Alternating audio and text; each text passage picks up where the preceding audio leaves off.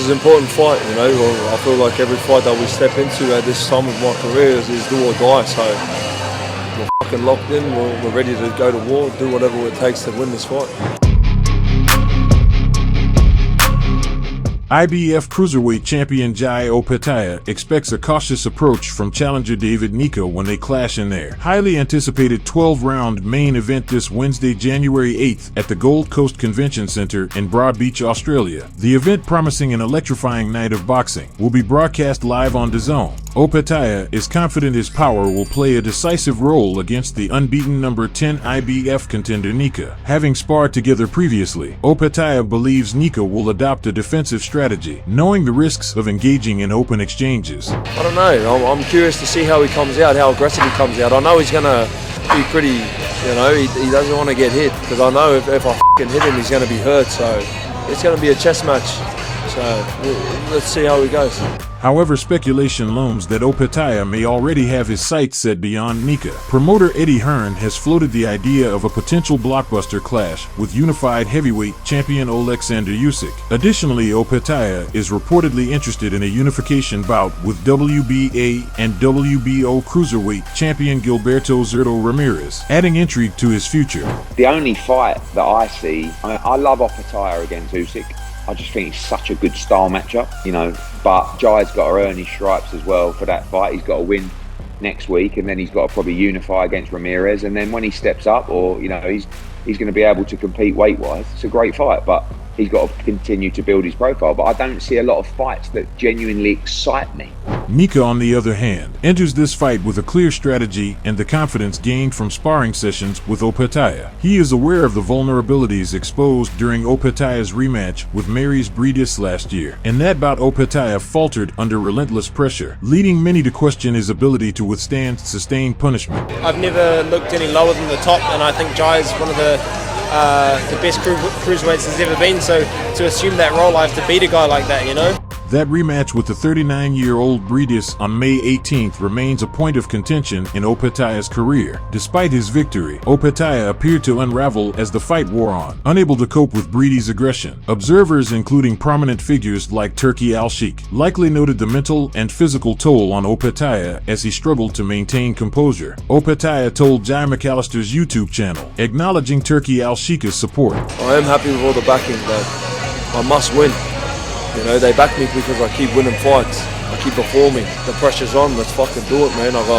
Like I said, it's do or die. For Nyika, this fight represents a chance to seize the spotlight and prove himself on the world stage. Reflecting on their sparring sessions, he added, towards the end of the time that we spent sparring together, I like to think I was getting the better of him, and so we basically made the executive decision to stop working with him because we've got all the intel we need, you know? Sparring, bro. They're for conditioning.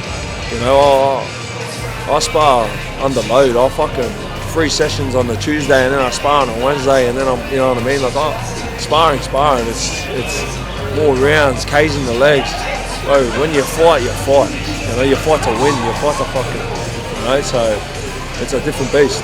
Nyika's comments suggest he has pinpointed Opetaia's weaknesses and crafted a plan to exploit them. With a resume that some critics say lacks depth, Opetaia's track record raises questions. Aside from his battles with Breedis, he has faced relatively untested opponents, making him an enigma in the division. I think he tries to blow everyone out the water, and he's done a bloody good job of it, you know? Like, I've seen the guys he's fought, and none of them have really had solid or sound game plan. As fight night approaches, all eyes will be on whether Opetaia can deliver another dominant performance or if Nyika can pull off a career-defining upset. With both fighters eager to prove their mettle, fans are in for a thrilling showdown.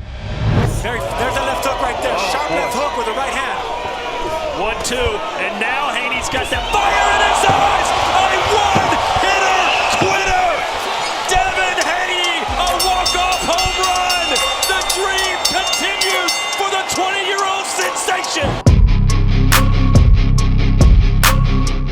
Devin Haney is set to make his highly anticipated return to the ring in March, aiming to reignite his career. With a wealth of opportunities spanning weight divisions from 135 to 147 pounds, the 26-year-old's decision to step back into action is a welcome development for boxing fans. For months, speculation swirled that Haney might remain sidelined until Ryan Garcia's suspension ended to push for a rematch. But now it appears he's ready to forge ahead. Haney's comeback follows a period of inactivity since his tough loss to Garcia on April 20th, where he suffered a 12-round majority decision defeat. That loss marked a turning point as fans began to lose faith in the former two-division world champion. The situation worsened with Haney's controversial decision to file a lawsuit over the presence of low levels of the banned substance ostarine in Garcia's system, a move that many felt overshadowed the loss itself. A rematch with Garcia remains off the table for now, as Ryan's suspension will keep him out until approximately April 2025. This leaves Haney in a challenging position as he seeks to rebuild his reputation and momentum. Critics argue that rather than pursuing legal action, Haney should have focused on returning to the ring sooner, securing a couple of wins to strengthen his case for a high-profile rematch. Nevertheless, the Garcia fight remains a possibility once the suspension lifts, but its significance will depend on the groundwork Haney lays in the interim. Fans are eager to see Haney face elite competition, including top 140-pounders like Alberto Puello, Teofimo Lopez, Sandor Martin, or Rolly Romero. However, given his time away from the sport, it's unlikely Haney will jump straight into such high-stakes matchups. A tune-up fight would be a more logical step, although the direction he takes may hinge on the strategy of his father and trainer Bill Haney. If Devin is willing to embrace the challenge, several intriguing opponents await. A clash with WBA light welterweight champion Rayo Valenzuela could present a bold opportunity for Haney to capture a world title immediately upon his return, showcasing his ambition and resilience. Alternatively, a bout with former undisputed 140 pounds champion Josh Taylor might be equally compelling. Taylor, still a fan favorite in Scotland despite no longer holding a title, could provide a high-profile test for Haney in his comeback.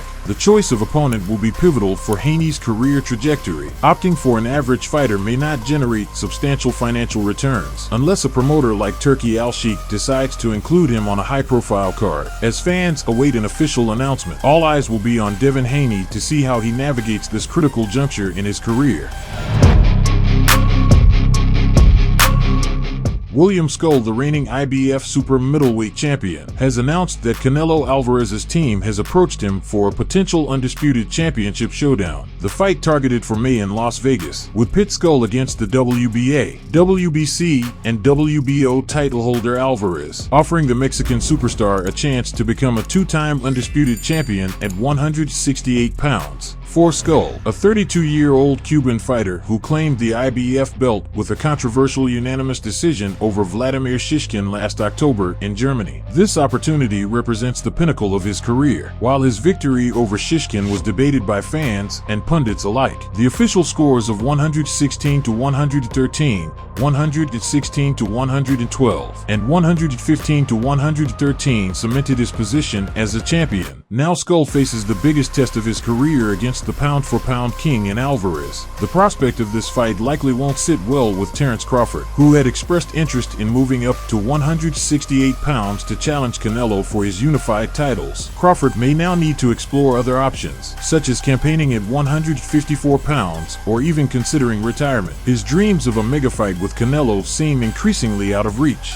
However, the unpredictable nature of boxing leaves room for surprises. If Saudi Arabia's Turki Al-Sheikh, known for orchestrating lucrative matchups, were to offer a staggering sum, perhaps $150 million, it might entice Alvarez to entertain a bout with Crawford. Barring such an extraordinary offer, it seems unlikely that Alvarez would take on Crawford, as the fight presents limited rewards and considerable risks for the Mexican icon. For Crawford, staying active and building his legacy might be the best course of action. Rather than chasing a single golden parachute fight, he could focus on climbing the ranks in a new division. A move to 175 pounds could open the door for intriguing matchups, including a potential showdown showdown with David Benavidez or even undisputed light heavyweight champion Artur Beterbiev. Crawford, who reportedly spars with light heavyweights regularly, has the skills and resilience to make a mark in a higher weight class. As negotiations for Canelo versus Scull continue, fans are left wondering how the 168-pound division will unfold. Will Alvarez cement his legacy as a two-time undisputed champion, or will the underdog Scull shock the world? And where does this leave Crawford in his quest for boxing immortality? Only time will tell, but one thing is certain: the super middleweight division is brimming with excitement. Subscribe. Please like and comment. This is very important for the development of the channel. See you later.